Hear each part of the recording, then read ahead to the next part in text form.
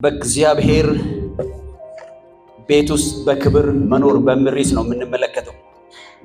በእግዚአብሔር ቤት ውስጥ በክብር መኖር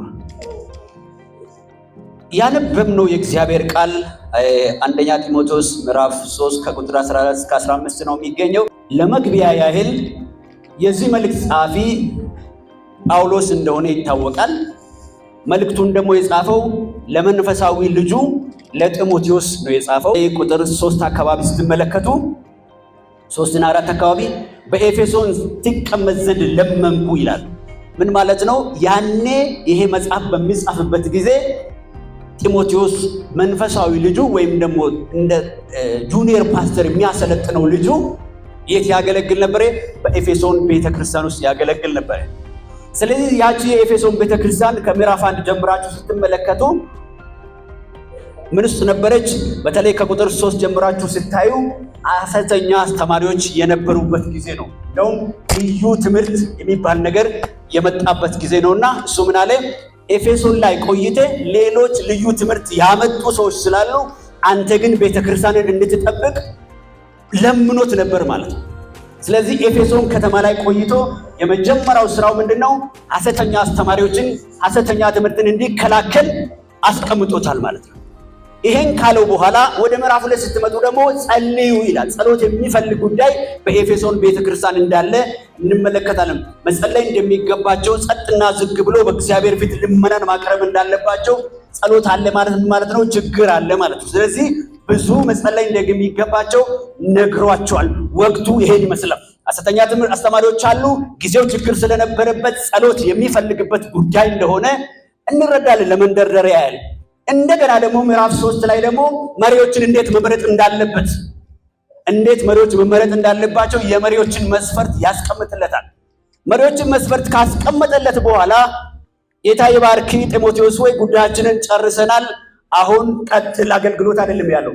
አንድ አሳሳቢ ነገር ቀርቶብኛል።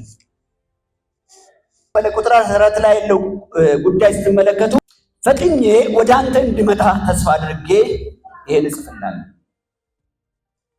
እኔ ብቻልልኝ ኖሮ በአካል መጥቼ ፈጥኜ በአካል ምንድነው ወደ አንተ የሚያስመጣኝ ፈጣን ጉዳይ አለኝ፣ አንገብጋቢ ጉዳይ አለኝ። ፈጥኜ ወደ አንተ ቢመጣ ምንድነው ይሄን ጽፍልሃለሁ። ብችል ምን አደርጋለሁ ማለት ነው? ብችል በአካል መጥቼ ይሄን ጉዳይ ቢነግርህ ደስ ይለኛል። ፈጥኜ ወደ አንተ እንዲመጣ ተስፋ አድርጌ ይሄን ጽፍልሃለሁ። ብችል በአካል ማምጣት የሚፈልግ ጉዳይ ነው። በአካል ማድረስ የሚፈልግ ጉዳይ አለኝ። ፈጥኜ ወደ አንተ እንዲመጣ ተስፋ አድርጌ ይሄን ጽፍልሃለሁ። እመጣለሁ፣ ስመጣ ይደርሳል አላለም። ስመጣ ይደርሳል፣ ችግር የለውም የሚል የሆነ አንገብጋቢ ጉዳይ አለኝ። እስካሁን የነገርኩ ምዕራፍ 1 ላይ የነገርኩ ጉዳዮችን አንተው ትፈተዋለህ።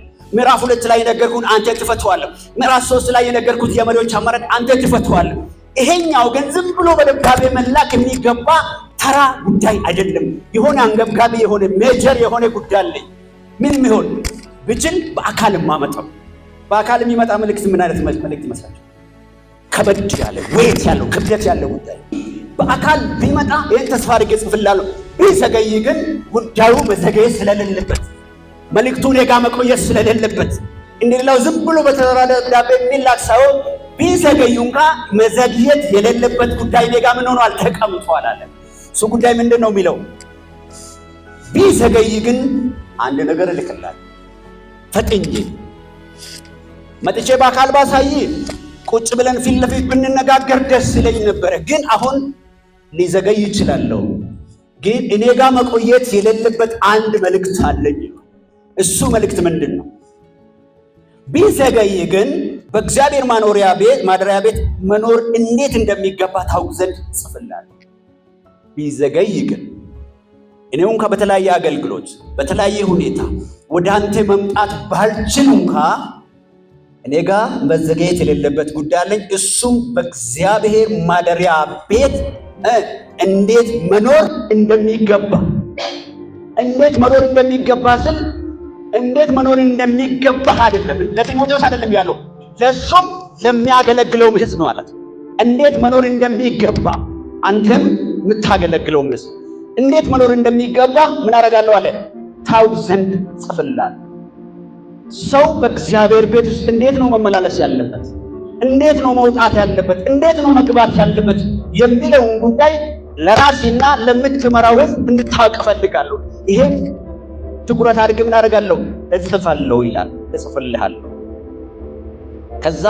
ከዚህ ቀጥሎ መምጣት የነበረበት እኔ ቃሉን ሳጠናው እንዴት መኖር እንደሚገባው ካለ 1 እንደዚህ አድርግ፣ 2 እንደዚህ አድርግ፣ 3 እንደዚህ አድርግ ማድረግ ነበረበት። ግን እሱ የሚለው እሱን ይተውና የቤቱን ባህሪ ይነግሯል። የምንኖርበት የመኖሪያ ቤቱን ባህሪ ምን ነው አልቀጥሎ ቤቱ ኑርበት ያልኩ ቤቱ ምንድነው የሚለው? እውነት አምድና መሰረት የሕያው እግዚአብሔር ቤተክርስቲያን ነው ይላል። ስለዚህ ምንድነው 3 ነገሮችን በደንብ አጥንቆ እንዲያውቅ ነግሯል። የቤቱ ባህሪ አንደኛው ቤቱ ራሱ ሲጠራው ምንድነው? የእግዚአብሔር ማደሪያ። ምን ማለት ነው? እግዚአብሔር የሚያድርበት። ምን ማለት ነው? እግዚአብሔር የሚውልበት። ምን ማለት ነው? እግዚአብሔር 24 ሃው የሚንቀሳቀስበት ቤት። በሱ ቤት ውስጥ ነው። እንዴት የቤቱን ባህሪ ልንገርህ። አሁን ለአንተ የሚነግርህ ካራክተር ሳይሆን ባህሪ ሳይሆን እኔ የቤቱን አመል ነው የሚነግርህ። ቤቱ ምን ይመስላል የሚለውን ነገር እነግርሃለሁ ነው። የመጀመሪያው ቤቱ ምን ይላል? የእግዚአብሔር ማደሪያ። የእግዚአብሔር ማደሪያ ልጆች ታውቁታላችሁ። አሁን የሆነ ጊዜ ልጆች የሆነ ጊዜ ተሰብስበን ህፃናቶች ተሰብስበን ሰው አለ እዚህ ጋር ተረብሷል የሚባለው ማን ስላለ? ትልቅ ሰው ስላለ። ትልቅ ሰው ስላለ ልጁን ጋር እንደፈለገ አይጭምም። አገር ይቆጣል። የሆነ ተራ ቤት ውስጥ ጋር የሆነ ስብስብ ውስጥ ጋር ትልቅ ሰው ካለ እንዴት ነው እንቅስቃሴ? ዝም ብሎ ይሮጣል እንዴ? ምን ይሆናል? ትልቅ ሰው ስላለ ይባላል። አማሮች ደግሞ ታውቃላችሁ፣ ሚስተር ከወጣ ገና ሚስተር እንትኑ ዳስተሩ ይዞት ወጣ የተማሪ ድምፅ ይታወቃል። አስተማሪ የለም፣ ትልቅ ሰው የለም። ሰው መንጫጫት ይጀምራል። ይሄኛው ቤት ግን ያለ ማስተር የሆነ አይደለም፣ ወይም ደግሞ ትልቅ ሰው ያለበት አይደለም። ራሱ እግዚአብሔር ያለበት ቤት እንዴት ነው መኖር የሚገባው? ሚስተር ወጥቷል፣ ሚስ ወጥታለች፣ ጋሼ ወጥቷል ይባል ሳይሆን ይሄኛው ጋሼ 24 ሰዓት የሚቆይበት ቤት ነው። ወጥቷል ተብሎ እንደተፈለገ የሚመላለስበት ሳይሆን ጋሼ 24 ሃው የሚኖርበት ቤት ውስጥ እንዴት መኖር ይገባል ብለዋል። ስለዚህ መነገር የነበረበት እንዴት መኖር እንደሚገባው ነው አይደል? እሱን ተውና እሱን ለራሴ ተውና የቤቱን ባህሪ ልንገርህ። አዎ ቤቱ ባለቤቱ የሚኖርበት ቤት ነው። የእግዚአብሔር ማደሪያ ቤት ውስጥ እንዴት እንደምትኖር እነግርሃለሁ። ይሄን ቃል እኔ ሳጠና እንደ ዳዊትም ምን አሉ? አሁን ምዕራፍ 23 በደንብ የምንሸመድደው ቃል ነው አይደል? እግዚአብሔር እረኛዬ ነው የሚያሳጣኝ የለም፣ በለመለመ መስክ ያሳድረኛል ብለን ዳዊት ራሱ ምዕራፉን የዘጋው በምንድን ነው? ያችን ምሕረትና ቸርነቴ ይከተሉኛል፣ በቤቴም ለስንት ቀን እኖራለሁ? ለዘላለም እኖራለሁ። አሁን እስከ ላይ ያሉት ጥሩ ናቸው። ይሄኛው ግን መቋጫ ነው። በእግዚአብሔር ቤት ለዘላለም እኖራለሁ ይልና አልረካም መሰለኝ ምዕራፍ 27 ላይ ይሄድና እግዚአብሔርን ስንት ነገር ለመንኩት ይላል። አንዲት ነገር ለመንኩት፣ ንጉሥ እንዲያደርገኝ እግዚአብሔርን አንድ ነገር ለመንኩት። ስንት የጸሎት ርዕስ እያለ ስንት ጉዳይ እያለ ቅድም እኮ የረካ ይመስላል 23 ላይ እግዚአብሔር እረኛዬ ነው፣ ብዙ ነገር ጸሎቱ የተመለሰለት በቃ ሃሌሉያ የሚያስብል ያለ ይመስላል። ሰውየው ግን ቁጥር መጨረሻ ላይ 23 ላይ ተናግሮ በእግዚአብሔር ቤት ለዘላለም እኖራለሁ ብሎ ከተናገረ በኋላ አሁንም ቅር አለው መሰለኝ 27 ላይ መጥቶ እግዚአብሔር ደግሜ ቢሆን 23 ላይ ባመሰግነው አንድ ነገር ስቲል ይሰማኛል። እግዚአብሔርን አንዲት ነገር እሱም ሕይወቴ ዘመን ሁሉ በእግዚአብሔር ቤት እኖር ዘንድ በመቅደስ ውስጥ አንተን አይዘን መገኘትን አይዘን ክብርን አይዘን እሱን እፈልጋለሁ። ስለዚህ ጢሞቴዎስ ሆይ ላንተ የሚነግርህ ቤቱ ራሱ ቤቱ ዝም ብለህ ተመላለስ ብሎ ባዶ ቤት ከፍቶ የሚሰጥ ሳይሆን ቤት ውስጥ እየኖረ እና ከኔ ጋር የሚኖር ኑ የሚል አምላክ ነው። ስትኖር በስርዓት ተመላለስ።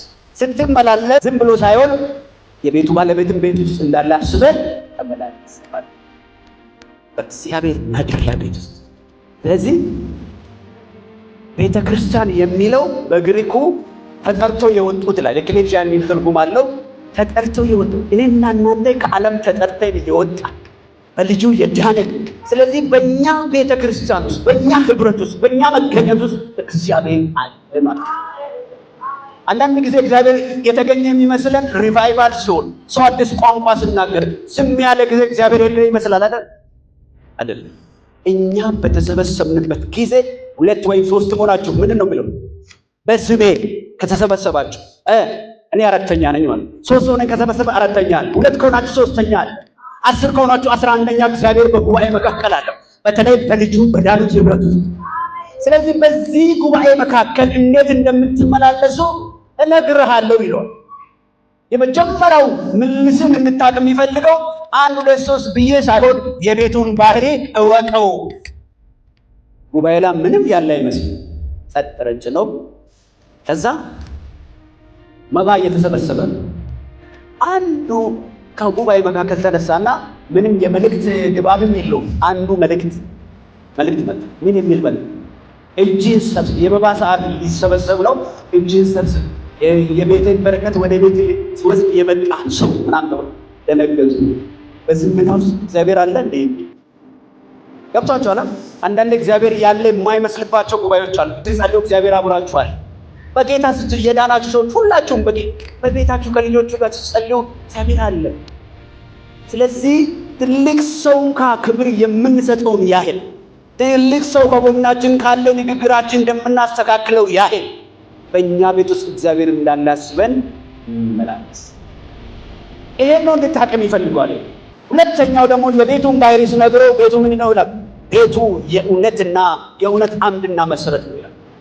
አሁን ለምሳሌ ይሄ ትልቅ ፎቅ በጣም ቢሆን አሁንም ቢሆን ምንድነው ይሄ የዚህ ቤት ኮለን አይታችሁ ቆም፣ ይሄን ቤት ይዞ የቆመ ማለት ፒላር። ይሄን ቤት ምን ያደርገዋል? ይሄ ከሌለ የፈለገ ይሄ ብሎኬት ቢፈርስ ይሻላል ይሄ ከሚፈርስ። ይሄ ለምን ይመስላችኋል? ይሄን ቤት ይዞ ስለቆመ። የቤቱ ባህሪ የምን መሰረት ነው? ላይ የእውነት መሰረት ነው ይላል። ስለዚህ የእውነት አምድ እንደሆነ ቤተክርስቲያን ምንድናት ማለት ነው? የእውነት አምድ ናት። ስለዚህ ቤተክርስቲያን መታየት ያለበት ሎጎ አይደለም። ቤተክርስቲያን መታየት ያለበት በእውነት መመላለሷ ነው ማለት። እኔና እናንተ ራሱ በጌታ ነኝ ብዬ የጌታ ቋንቋ ማውራታችን አይደለም፣ መንፈሳዊ ቋንቋ ማውራታችን አይደለም። ከዛ ያልፋል። በእግዚአብሔር ቤት መኖር የኛ ህይወት ሰዎች ሲያዩ እውነት ያገኛሉ ወይ? እኔ ስናገር ከኔ ውስጥ እውነት ይወጣል ወይ?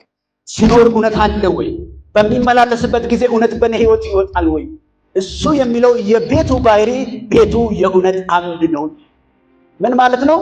እውነትን ማምረስ ብቻ ሳይሆን እውነትን አጽንቶ የሚያቆም ማለት ነው። ምድር ላይ የፈለገ ውሸታም ቢበዛ፣ ምድር ውሸታም ብትሆን ቤተክርስቲያን ጋር እውነት መገኘት ይቻላል። ዓለም እንደፈለገች ትዋሻለች። ስለዚህ ቤተክርስቲያን ልትተጋ የሚገባው እውነት እየተናገረች፣ እውነት እየኖረች፣ እውነትን እያገለገለች መኖር አለባት። ስለዚህ እውነት ደግሞ እናውቃለን፣ እውነት ክርስቶስ እንደሆነ። ስለዚህ ቤተክርስቲያን እውነትን ከፍ አድርጋ በማይንቀሳቀስ ሁኔታ ፒላር ቤትን እንደሚያጸና ቤተክርስቲያን በእውነት ከፍ ማለት አለበት። ይሄ ካልሆነ ምንድን ነው? ተዋቸው። እነሱም እንደዚህ ከተባለን በጣም ውድነት። አሁን አንዳንድ ጊዜ ዛሬ ብዙ ነገሮች በተቀላቀሉበት ዘመን ላይ እውነት ቦታን እየተለቀቀች ያለችበት ሁኔታ ነው። አንዳንድ ቦታዎች ላይ እውነት ሳይሆን እውነት የሚመስሉ ነገሮች ሲፈበረቁ ታያላችሁ። እኔና እናንተ ግን በዚህ ቃል መሰረት እውነት እኔና እናንተ ጋር እንደ አምድ ነው መታየት አለበት። በማይናወጥ ሁኔታ ነው መገለጥ መቻል አለበት። ስለዚህ እውነት አምድና መሰረት ነው። ስለዚህ ባህሪ የቤቱ ባህሪ አንዱ እውነት ብቻ የሚመረትበት ቤት ነው። እውነት ብቻ የሚታይበት ቤት ነው። እውነት ብቻ መሰረት የሚታይበት ቤት ነው ማለት። ስለዚህ ሰው በጌታ ሆኖ ከዋሸ አደጋ ነው ማለት ነው። አንዱ ቤቱ ራሱ ምን ይላል? እውነት ተነጋገሩ የሚለው መጽሐፍ። እውነትን ተነጋገሩ፣ አዋችሁ አዎ ብቻ ይሁን አይደል? ብዙውን ጊዜ ብዙም የሚሆኑ ሰዎች ውሸት ነው ይባላል። ያው ታውቃላችሁ፣ በቢዝነስ ያላችሁ የፈለጉትን አድርጎ እንትን ብሎ ይምላሉ። እነዛም በዛችኛው ይምላሉ፣ እነዛም በዛኛው ይውላል። ገብቷቸዋል። ስለዚህ ብዙ ሰው መላ ይሄ መሐላ በዛ ማለት በጣም ተጠራጠሩ። እውነት ካላችሁ እውነት ነው አንድ ጊዜ ብላችሁ ማቆም። ለምን እኛ ጋር እውነት የሚመለክ አንድ የሆነ ማን ቀይረው ነው ማለት ይሄ ቆለም ተነካ ማለት ይሄ ቤተ ክርስቲያን እውነትን ጣለች ማለት ወደቀች ማለት። እኛ ጋር ያለው ሀብት ምንድነው ብትሉ መጽሐፉ የሚለው እውነትን ምን አድርጉ ተነጋገሩ። እውነትን ነው እኔና እናንተ ጋር በምንም ተአምር የእውነተኛ ሰዎች መሆን መሰረት ያለውን ነገር አለን ያለውን አሁን ማለት እኛ ነገሮችን ምን ማድረግ የለብንም ማመቻመል የለብንም። ስለዚህ ቤቱ ምን አይነት ነው የሚለው የእውነት አንድና መሰረት ነው። ቅርንጫፍ ነው ምን እንኳን በቃ ይስተካከላል ይላል። ይሄኛው ግን እውነት ምንድን ነው አለ አምን መሰረት ነው ቤት ነው። በመቀጠል ደግሞ ይሄ ቤት ደግሞ ምን አይነት ቤት ነው? የሕያው የእግዚአብሔር ቤተ ክርስቲያን። ቅድም እግዚአብሔር ራሱ የሚያድርበት ነው አለ። አሁን ደግሞ ይሄ ባለቤቱ ራሱ ኦነርሺፕ ራሱ በካርታ ላይ ያለው የቤቱ ባለቤት ማን ነው? እግዚአብሔር ነው።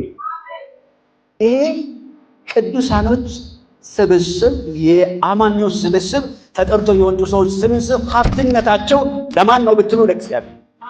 መጽሐፉ እንደዛ ነው ብሎ የሕያው የእግዚአብሔር ቤተ ክርስቲያን ናቸው። ስለዚህ የኔ ነው ማለት የሚችለው እግዚአብሔር ነው። እኔ ባለሀብት የሆንኩለት እኔን የሚገዛኝ እግዚአብሔር ነው ማለት ነው። የእኛን ንብረት እኛ ራሳችን ዋጋ ተገዝተናል።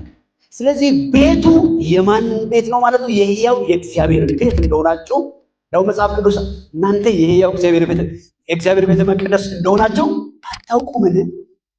ምን ማለት ነው? ይሄ እግዚአብሔር ከውጭም ኦን ያደርገናል፣ ውስጣችንም ገብቶ ይኖራል ማለት ነው። ገብታችኋል? እንደ ንብረት ይይዘናል። አምላክ ሆኖ በመንፈሱ ደግሞ በውስጣችን ይኖራል። ደስ የሚል እኔ የሆነ ሐሙስ ዕለት የሆነ ቦታ አገለግል ነበርና አንድ ነገር ገባኝ። የብሉይ ኪዳን እግዚአብሔር እንዴት ነው የሚሆነው? ካንተ ጋር እሆናለሁ ይላል። እነ ሙሴን ቢሆን ካንተ ጋር እሆናለሁ በደመና እንዲመራል። አዲስ ኪዳን ላይ ሲመጣ ካንተ ጋር እሆናለሁ አይደለም፣ ውስጥ እሆናለሁ። ገብቷችኋል? ይሄ በፊቱ ከጎን ነው የሚመራው፣ ከአካባቢ ሆኖ ይመራዋል። የአዲስ ኪዳኑ ግን እግዚአብሔር እግዚአብሔር ሳይቀየር ግን ምንም አካሄዱን ቀይሮ ሞት ጠጋ ብሎ ወደ ውስጥ የሚገባ ውስጥ ገብቶ የሚለው ደስ አይላችሁ? ውስጥ ገብቶ እኔን ኦን አድርጎ እኔን ገዝቶ እናንተን ገዝቷቸው ደስ የሚለው ደግሞ ውስጥ የሚኖር ውጭና ውስጥን የሚገዛ እግዚአብሔር።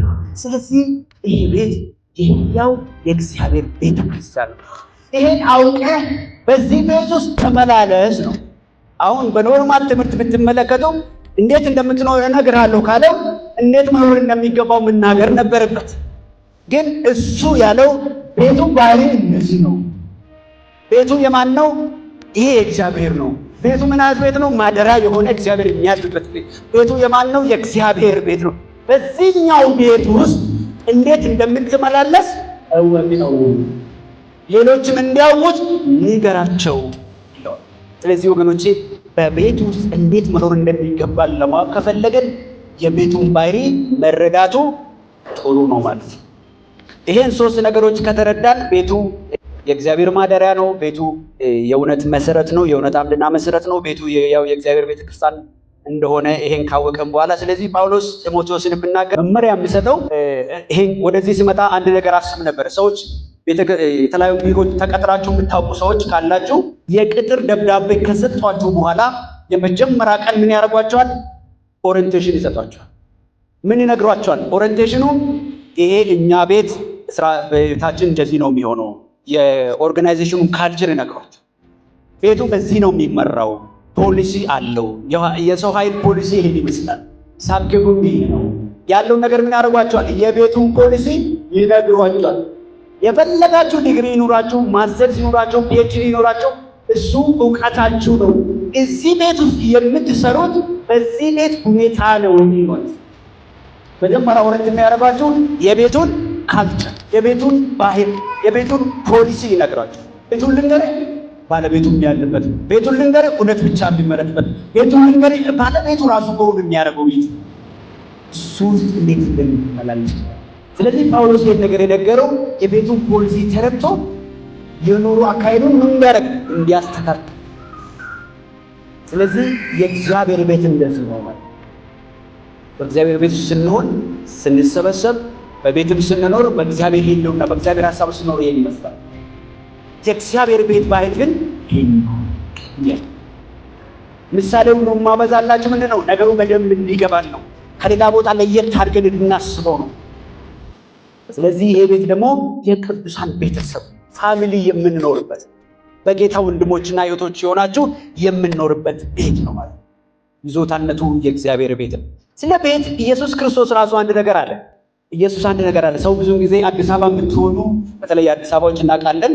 ሰው ስለ ቤት ነገር እንዴት ነው በጣም ያስጨንቃል። ስለ ቤት አስጨንቃችሁ አዲስ አበባ ኑሮው ጥሩ ነው የቤት ኪራዩ ግን አይደለም ይባላል። ስለ ቤት የማያስብ ሰው የለም።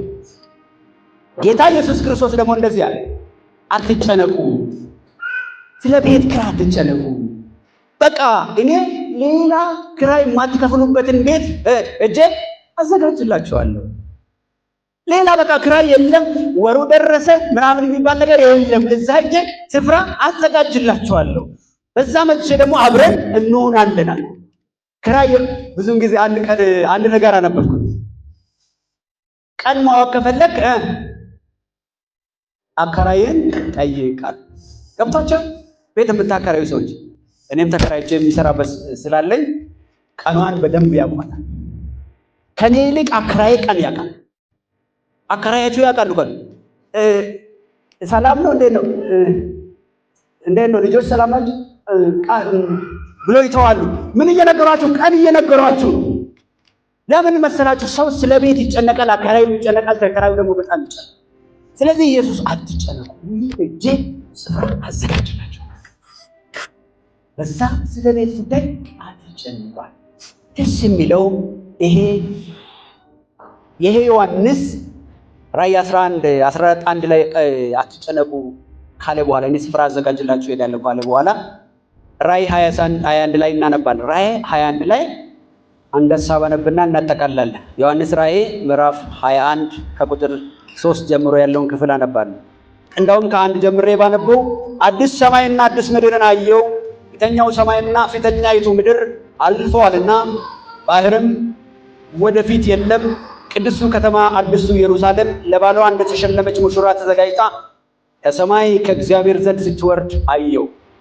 ከዚህ በኋላ ያለውን ክፍል እናዳምጥ በደንብ።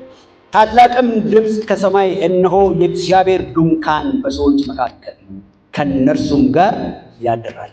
ይሄ ቅድም ያነበብነው የእግዚአብሔር ማደሪያ ነው ያለው በሰማይም የሚቀጥል ነው ማለት እግዚአብሔር ከሕዝቡ ጋር ያድራል። አዲስ ሰማይ ብለዋል ማለት ነው። ስለዚህ እነርሱም ሕዝቡ ይሆናሉ። አሁን እዚህ ሕዝቡ የነበረው ሕዝቡም እዛ ምን ይሆናል? ሕዝቡ ይሆናል።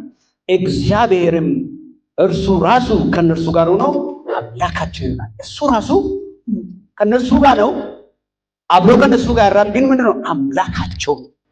ደስ የሚል እግዚአብሔር አምላካቸው ነው። ከዛ አምላካቸው ይሆናል። ደስ የሚለው እንባዎችን ሙሉ ከዓይኖቻቸው ያብሳል።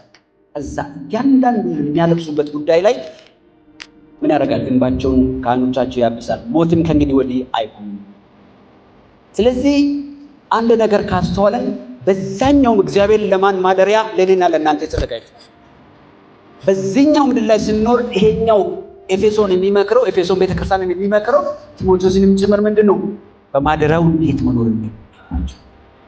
እነ ዳዊትም ለዘላለም እኖራለሁ ያሉት እኮ እንደዚህ ነው። አሁንም እዚህ እየኖርኩ ቀጥላለሁ በእግዚአብሔር ሐሳብ ውስጥ ለዘላለም ቀጥዬ እኖራለሁ።